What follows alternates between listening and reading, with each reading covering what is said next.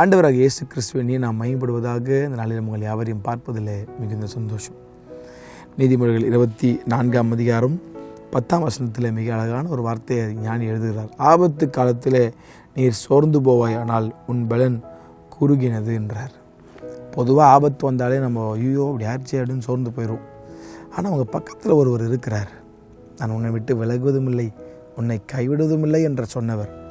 ஆபத்து காலத்தில் என்னை நோக்கி கூப்பிடு, நான் உனக்கு மறு உத்தரவு தருவேன். நீ அறியாதும் எட்டாவது பெரிய காரியத்தை நான் செய்வேன். நீ பயப்படுறதுக்கு அந்த இடத்துல ஒன்றும் இல்லை அப்படின்னு சொல்கிறார் ஆண்டவர். அப்போ சின்ன ஆபத்து வரும்போது ஐயோ அப்படின்னு சொல்லி ஒருவேளை பயந்துட்டு இருக்கிறீங்களா? ஒரு கொலை மிரட்டலுக்கு பயந்து போய் எலியா வண்ணாந்திரத்தில் பிரயாணம் பண்ணி போய் சூறைச் செடியின் கீழே படுத்து கொண்ட போது தூதனை அனுப்பி கர்த்தரை பலப்படுத்தினது போல ஒருவேளை பல ஆபத்தான காரியங்களுக்கு சோர்ந்து போய் சூறைச் செடியின் கீழே படுத்து கொண்டிருக்கிற அனுபவம் போல் போதும் இது இனி நான் ஓட முடியாதுன்னு சொல்லி படுத்துட்ருக்கிறீங்களா? ஆண்டவங்களை பலப்படுத்துகிறார். ஆபத்து காலத்தில் சோர்ந்து போகாத, உன் பலன் அது குறுகினதாயிரும்.